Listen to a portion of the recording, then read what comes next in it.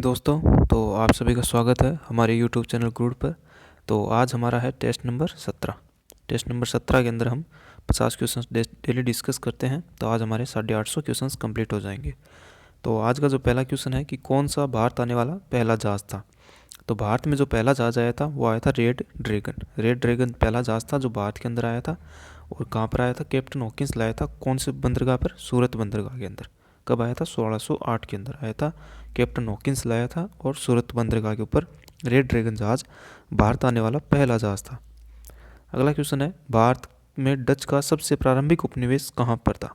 तो जो भारत में डचों का जो प्रारंभिक उपनिवेश था, यानी पहली बार जो जहाँ पर कब्जा किया था वो था मसूलीपट्टनम।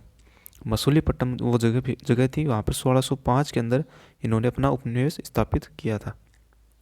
अगला क्वेश्चन है, भारत में पुर्तगालियों का मुख्यालय था। तो भारत के अंदर पुर्तगाली थे, वो कहाँ पर आए थे? वो आए थे गोवा के अंदर। और सबसे पहले आने वाले थे कौन? पुर्तगाली। और सबसे बाद में भी जाने वाले थे पुर्तगाली। गोवा के अंदर इनका क्या था? मुख्यालय था। अगला क्वेश्चन है, भारत के लिए समुद्री मार्ग की खोज किसने की थी। तो भारत के लिए समुद्री मार्ग की खोज करने वाला था वास्को डी गामा। और वो क्या था? तो पुर्तगाली था। पुर्तगालियों ने ही समुद्र मार्ग की खोज की थी। और पुर्तगालियों ने सबसे पहले पुर्तगाली आए थे और सबसे बाद में गए थे। और गोवा के अंदर इनका क्या था? मुख्यालय था। अगला क्वेश्चन है, अंग्रेज मद्रास में किसानों को क्या उगाने के लिए मजबूर करते थे। तो मद्रास के अंदर क्या होता है? चावल ज़्यादा होता है, तो चावल उगाने के लिए मजबूर करते थे अंग्रेज मद्रास के अंदर किसानों को। अगला क्वेश्चन है, खालसा पंथ की शुरुआत किसने की थी। तो जो खालसा पंथ है वो है सिखों के अंदर। और सिखों के अंदर किसने चलाया था? गुरु गोविंद सिंह ने। गुरु गोविंद सिंह जी ने चलाया था खालसा पंथ। और कब चलवाया था? 1699 के अंदर गुरु गोविंद सिंह ने खालसा पंथ की शुरुआत की थी। अगला क्वेश्चन है, अकाल तख्त का निर्माण किसने किया था। तो अकाल तख्त है, इसका निर्माण किसने किया था? तो अकाल तख्त का निर्माण किया था छठे गुरु थे सिखों के, गुरु हरगोविंद सिंह ने। गुरु हरगोविंद सिंह थे, इन्होंने अकाल तख्त का निर्माण किया था। और इन्होंने लोहागढ़ किला बनवाया था। लोहागढ़ किला बनवाया था पंजाब के अंदर आक्रमणकारियों से बचने के लिए। अगला क्वेश्चन है, गुरु नानक का जन्म स्थान है। तो गुरु नानक है, इनका जन्म स्थान था तलवंडी। तलवंडी इनका जन्म स्थान था। और वर्तमान में कहाँ पर है? पाकिस्तान के अंदर। पाकिस्तान के अंदर है वर्तमान में तलवंडी। अगला क्वेश्चन है, सिखों के अंतिम गुरु कौन थे। वो थे गुरु गोविंद सिंह। गुरु गोविंद सिंह थे सिखों के अंतिम गुरु। और ये 1675 से 1708 तक ये गुरु रहे थे, गुरु गोविंद सिंह। गुरु गोविंद सिंह सिखों के पहले अंतिम गुरु थे, गुरु गोविंद सिंह। अगला क्वेश्चन, भारत सरकार का संवैधानिक अध्यक्ष कौन होता है। तो भारत सरकार का जो संवैधानिक अध्यक्ष होता है वो होता है राष्ट्रपति। राष्ट्रपति होता है भारत का संवैधानिक अध्यक्ष। और राष्ट्रपति और जो संघ की कार्यपालिका है वो संघ की कार्यपालिका की जो शक्ति है वो किस में निहित होती है? राष्ट्रपति के अंदर होती है। और ये किस अनुच्छेद में बताया है? 53(1) के अंदर बताया गया है कि संघ के जो कार्यपालिका की शक्ति है वो राष्ट्रपति के अंदर निहित होती है। अगला क्वेश्चन है, भारत के उपराष्ट्रपति का चुनाव किया जाता है। तो जो भारत के उपराष्ट्रपति है इनका चुनाव किया जाता है संसद के सदस्यों के द्वारा। संसद के जो सदस्य हैं इनके द्वारा भारत के जो उपराष्ट्रपति है इनका चुनाव किया जाता है। और इसके अंदर आनुपातिक जो प्रतिनिधित्व की जो एकल संक्रमणीय मत पद्धति है, अनुच्छेद 66 के अनुसार, इनमें जो अनुपातिक जो प्रतिनिधित्व की एकल संक्रमणीय मत पद्धति है इसके द्वारा भारत के उपराष्ट्रपति का चुनाव होता है। अगला क्वेश्चन है, भारत के राष्ट्रपति पर महाभियोग कौन चला सकता है। तो भारत के जो राष्ट्रपति है इनके ऊपर महाभियोग चला सकती है कौन? संसद इनके ऊपर महाभियोग चला सकती है। और कौन सा अनुच्छेद है? अनुच्छेद 61 है महाभियोग के अंदर राष्ट्रपति के ऊपर। अगला क्वेश्चन है, भारत के उपराष्ट्रपति पर महाभियोग कौन चला सकता है। तो भारत के जो उपराष्ट्रपति है उसके ऊपर महाभियोग चलाया जाता है अनुच्छेद 67(2) के अनुसार। और कौन चला सकता है? राज्यसभा। और राज्यसभा का ये पदेन अध्यक्ष होता है। अगला क्वेश्चन है, राज्यसभा की सदस्यता की आयु किस अनुच्छेद में है। तो राज्यसभा की अगर सदस्यता की आयु है तो वो है न्यूनतम कितनी है? 30 वर्ष। राज्यसभा की न्यूनतम आयु है सदस्य बनने के लिए न्यूनतम है 30 वर्ष।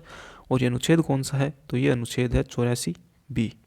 जो 84(b) है, 84(b) जो अनुच्छेद है इसके अंदर राज्यसभा की सदस्यता की आयु बताई गई है। अगला क्वेश्चन है, भारतीय संघ के नए राज्य बनाने की स्वीकृति कौन प्रदान करता है। यानी भारतीय संघ के अंदर अगर किसी राज्य को नया बनाना है या उसको किसी के साथ जोड़ना है तो ये काम कौन करेगा? ये काम करेगा संसद। संसद करेगी ये काम। और अनुच्छेद कौन सा है? अनुच्छेद 3 के अनुसार। अनुच्छेद 3 के अनुसार, अनुच्छेद 3 के अंदर राज्य को बनाना या उसको तोड़ना ये क्या काम किया जाता है? संसद के द्वारा। अगला क्वेश्चन है, मंत्रिपरिषद सामूहिक रूप से किसके प्रति उत्तरदायी होती है? तो जो मंत्रिपरिषद है वो सामूहिक रूप से लोकसभा के प्रति उत्तरदायी होती है। और अनुच्छेद है 75(3). 75(3) लोकसभा इसके प्रति मंत्रिपरिषद के सामूहिक रूप से मंत्रिपरिषद जो है सामूहिक रूप से लोकसभा के प्रति उत्तरदायी होती है। अगला क्वेश्चन है, अनुच्छेद 79 का संबंध किससे है? तो जो अनुच्छेद 79 है वो संघ की संसद से संबंधित है। यानी अनुच्छेद 79 का संबंध है, अनुच्छेद 79 है वो संसद से संबंधित है। और 80 है किसके? राज्यसभा का। और लोकसभा का 81। तो ये सारे अनुच्छेद है 79, 80, 81 किससे? संसद, राज्यसभा और लोकसभा से। अगला क्वेश्चन है, भारतीय संसद में कितने सदन हैं? तो भारतीय संसद में 2 सदन है। कौन से? राज्यसभा और लोकसभा। ये 2 सदन है वर्तमान में भारतीय संसद के अंदर। अगला क्वेश्चन है, धन विधेयक किस अनुच्छेद के अंदर आता है? तो जो धन विधेयक है वो आता है 112 के अंदर, 110 के अंदर आता है धन विधेयक। और 112 के अंदर कौन आता है? वित्त विधेयक। धन विधेयक 110 के अंदर, और जो 112 है उसके अंदर आता है वित्त विधेयक। अगला क्वेश्चन है, संसदीय शब्दावली के अंदर समापन से क्या आशय है? यानी संसदीय शब्दावली में समापन का क्या अर्थ होता है? तो इसका अर्थ होता है संसद के सत्र का अंत होता है, इसको कहते हैं समापन। समापन कहते हैं संसद के सत्र का अंत। अगला क्वेश्चन है, किस भारतीय राज्य की तटरेखा सबसे लंबी है? तो सबसे ज़्यादा लंबी जो तटरेखा वाला राज्य है वो है गुजरात। गुजरात की तटरेखा सबसे लंबी है, कितनी है? 1214.7 किलोमीटर इसकी तटरेखा है। भारत की सबसे लंबी तटरेखा वाला राज्य है गुजरात, और इसकी तटरेखा की लंबाई है 1214.7 किलोमीटर। अगला क्वेश्चन है, भारत की तटरेखा कितनी है? तो भारत की जो तटरेखा है यानी समुद्री सीमा है वो कितनी है? 7516.6 किलोमीटर। 7516.6 किलोमीटर इसकी तटरेखा है भारत की। अगला क्वेश्चन है, लक्षद्वीप समूह कहाँ पर स्थित है? तो जो लक्षद्वीप समूह है वो है अरब सागर के अंदर। अरब सागर के अंदर है। और अरब सागर कहाँ पर स्थित है? हिंद महासागर में। और लक्षद्वीप समूह कितने द्वीपों का समूह है? तो यह है 36 द्वीपों का समूह। और सबसे छोटा कौन सा है? लक्षद्वीप है, ये सबसे छोटा है, सबसे छोटा। और इसकी राजधानी कौन सी है? तो राजधानी कौन सी है? कवरत्ती। लक्षद्वीप की राजधानी है कवरत्ती। और भारत के दक्षिण पश्चिम यानी गुजरात के नीचे स्थित है। अगला क्वेश्चन है, अंडमान द्वीप समूह और निकोबार द्वीप समूह को निम्न में से किसके द्वारा एक दूसरे से अलग किए जाते हैं? तो ये किए जाते हैं 10 डिग्री चैनल से। जो 10 डिग्री चैनल है इससे अलग किए जाते हैं अंडमान और निकोबार द्वीप समूह। अगला क्वेश्चन है, सेंडल पीक कहाँ पर स्थित है? तो सेंडल पीक है वो अंडमान निकोबार द्वीप में है। और अंडमान निकोबार द्वीप के किस समूह में है? तो है उत्तरी अंडमान में। उत्तरी अंडमान जो है यहाँ पर है सेंडल पीक, जो कि एक सबसे ऊंची चोटी है अंडमान निकोबार द्वीप समूह की। यह है सेंट्रल पीक। अगला क्वेश्चन है, पश्चिम बंगाल की सीमा कितने देशों के साथ लगती है? तो पश्चिम बंगाल की सीमा लगती है एक तो बांग्लादेश से, जो बांग्लादेश है इससे लगती है, एक लगती है नेपाल से, और एक लगती है भूटान से लगती है। तो कितने देशों से लगती है? तो 3 देशों से लगती है पश्चिम बंगाल की सीमा। अगला क्वेश्चन है, केरल के तट को क्या कहते हैं? तो केरल के तट को कहते हैं मालाबार तट। तो केरल के तट को कहते हैं क्या? मालाबार तट। तो केरल का तट कहलाता है मालाबार तट। अगला क्वेश्चन पूछा, आंध्र प्रदेश और तमिलनाडु के तटीय भूभाग को क्या कहते हैं? तो आंध्र प्रदेश और तमिलनाडु के तटीय भूभाग को क्या कहते हैं? कोरोमंडल तट कहते हैं आंध्र प्रदेश और तमिलनाडु वाले को। अगला क्वेश्चन है, भारत की सबसे लंबी सुरंग कहाँ पर है? तो सबसे लंबी सुरंग है वो चेनानी नासरी सुरंग है। कहाँ पर है? जम्मू कश्मीर के अंदर है। कौन सी है? चेनानी नासरी सुरंग है। ये भारत की सबसे लंबी सुरंग है। और कहाँ पर है? जम्मू कश्मीर के अंदर है चेनानी नासरी सुरंग। अगला क्वेश्चन है, तूतीकोरिन पतन कहाँ पर है? यानी तूतीकोरिन जो बंदरगाह है वो कहाँ पर है? तो वो है तमिलनाडु के अंदर स्थित है तूतीकोरिन बंदरगाह। अगला क्वेश्चन है, अर्जुन पुरस्कार किस क्षेत्र में दिया जाता है? तो जो अर्जुन पुरस्कार है वो दिया जाता है खेलों के अंदर उत्कृष्ट प्रदर्शन के लिए। जो खेलों के अंदर उत्कृष्ट प्रदर्शन है वो इसके लिए दिया जाता है। कौन सा? अर्जुन पुरस्कार। अगला क्वेश्चन है, नोबेल शांति पुरस्कार कहाँ दिया जाता है? तो नोबेल पुरस्कार है वो दिया जाता है ओस्लो शहर के अंदर। जो ओस्लो शहर है यहाँ पर दिया जाता है कौन सा पुरस्कार? नोबेल शांति पुरस्कार। अगला क्वेश्चन है, भारत में वीरता का सर्वोच्च पुरस्कार कौन सा है? तो भारत के अंदर वीरता का जो सर्वोच्च पुरस्कार है वो है परमवीर चक्र। परमवीर चक्र है वीरता का सर्वोच्च पुरस्कार।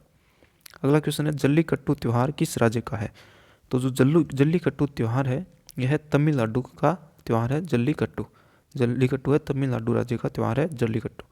अगला क्वेश्चन है, यामिनी कृष्ण मूर्ति का संबंध किससे है? तो यामिनी कृष्ण मूर्ति है इनका संबंध है भरतनाट्यम नृत्य से।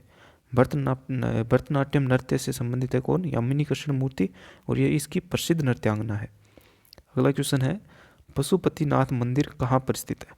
तो जो पशुपतिनाथ मंदिर है वो है नेपाल के अंदर। नेपाल में स्थित है पशुपतिनाथ मंदिर। अगला क्वेश्चन है, रंगावली किस राज्य की पारंपरिक लोक कला है? तो जो रंगावली है वो है कर्नाटक राज्य की। कर्नाटक राज्य के अंदर रंगावली है वो सबसे जो पारंपरिक लोक कला है उस रंगावली किसकी प्रसिद्ध है? तो कर्नाटक की प्रसिद्ध है। अगला क्वेश्चन है, थेवा कला कहाँ की प्रसिद्ध है? तो जो थेवा कला है वो है राजस्थान की। राजस्थान की पारंपरिक कला है कौन सी? थेवा कला। अगला क्वेश्चन है, हमारे देश की सबसे प्राचीनतम भाषा कौन सी है? तो सबसे प्राचीनतम भाषा है वो है संस्कृत। संस्कृत सबसे प्राचीनतम भाषा है भारत देश की। अगला क्वेश्चन है, तमाशा कहाँ का लोक नृत्य है? तो तमाशा जो है वो है महाराष्ट्र का लोक नृत्य। महाराष्ट्र के अंदर तमाशा लोक नृत्य किया जाता है। अगला क्वेश्चन है, आर्द्रता का मापन किया जाता है। तो यानी आर्द्रता का मापन है वो किससे किया जाता है? तो ये किया जाता है किससे? हाइग्रोमीटर से। जो हाइग्रोमीटर होता है इससे किया जाता है आर्द्रता का मापन। अगला क्वेश्चन है, एक दाब मापी को एक बेल जार में रखा गया है, उस बेल जार से वायु को धीरे धीरे निकालने पर क्या होता है? यानी एक दाब मापी को है बेल जार के अंदर रखा गया है और उस बेल जार से धीरे धीरे वायु को बाहर निकालने पर क्या होगा? तो जो पारे का स्तर है वो घटने लग जाएगा, क्योंकि यहाँ पर दाब की कमी होगी। अगर वायु को निकालेंगे तो दाब की कमी होगी, तो इसके कारण पारे का स्तर है वो कम हो जाएगा। अगला क्वेश्चन है, बॉल पेन किस सिद्धांत पर कार्य करता है? तो जो बॉल पेन है जो हम चलाते हैं वो किस सिद्धांत पर कार्य करता है? तो वो करता है गुरुत्व बल के नियम के आधार पर। जो गुरुत्व बल है इसके आधार पर बॉल पेन कार्य करता है। अगला क्वेश्चन है, लैंप की बत्ती में तेल किस सिद्धांत के कारण ऊपर चढ़ता है? तो ये क्वेश्चन पिछली बार किस में पूछा गया था? कोस्ट गार्ड के अंदर पूछा गया था। जो लैंप की बत्ती में तेल किस सिद्धांत के कारण ऊपर चढ़ता है? तो इसका जो सही आंसर था वो क्या था? केसिकत्वा के कारण। जो केसिकत्वा जो सिद्धांत है उसके कारण लैंप की बत्ती के अंदर ऊपर तेल चढ़ जाता है। अगला क्वेश्चन है, टेलीविज़न का आविष्कार किसने किया था? तो ये किया था जेल बेड ने। जो जेल बेड जो वैज्ञानिक थे इन्होंने किया था कब? 1888 के अंदर इन्होंने टेलीविज़न का आविष्कार किया था। अगला क्वेश्चन है, ग्रीन हाउस गैसें उत्पन्न करने की सर्वाधिक क्षमता किस में होती है? तो जो ग्रीन हाउस गैसें जो उत्पन्न करने की सर्वाधिक क्षमता होती है वो होती है जीवाणु के अंदर। जीवाणु यानी जो बैक्टीरिया होते हैं इनके अंदर ग्रीन हाउस गैसें उत्पन्न करने की सर्वाधिक क्षमता होती है। अगला क्वेश्चन है, आनुवांशिकता शब्द किसने दिया था? तो जो आनुवांशिकता शब्द है ये दिया था बेटसन ने। और बेटसन ने कौन सी खोज की थी? सहलगनता की। जो सहलगनता है इसकी खोज की थी किसने? बेटसन ने। बेटसन ने खोज की थी सहलगनता की। ठीक है, अगला क्वेश्चन है, अगले क्वेश्चन ने पूछा है, भ्रूण के पोषण में कौन सी संरचना सहायक होती है? तो जो भ्रूण का पोषण है वो किससे मिलता है? तो वो मिलता है प्लेसेंटा से। प्लेसेंटा से जो मादा के अंदर होती है उससे भ्रूण को पोषण प्रदान होता है। अगला क्वेश्चन है, मानव शरीर में गुणसूत्रों की संख्या कितनी होती है? तो 23 जोड़ी गुणसूत्र होते हैं। 23 जोड़ी यानी 23 × 2 यानी 46 गुणसूत्र मानव को शरीर की कोशिका के अंदर पाए जाते हैं। अगला लास्ट क्वेश्चन है, समान गुणसूत्र यानी एक्स और एक्स किसके अंदर पाए जाते हैं? तो ये पाए जाते हैं महिला के अंदर। महिला के अंदर यानी मादा के अंदर पाया जाता है समान गुणसूत्र एक्स एक्स, और एक्स वाई पाया जाता है किसके अंदर? पुरुष के अंदर यानी नर के अंदर एक्स वाई पाया जाता है। तो ये थे अपने क्वेश्चंस। तो आज कंप्लीट होते हैं 850 क्वेश्चंस। तो ये वीडियो आपको कैसे लग रहा है हमें कमेंट सेक्शन में जरूर बताएं, एंड वीडियो को ज़्यादा से ज़्यादा शेयर करें एंड चैनल को सब्सक्राइब करें। Thanks for watching this video.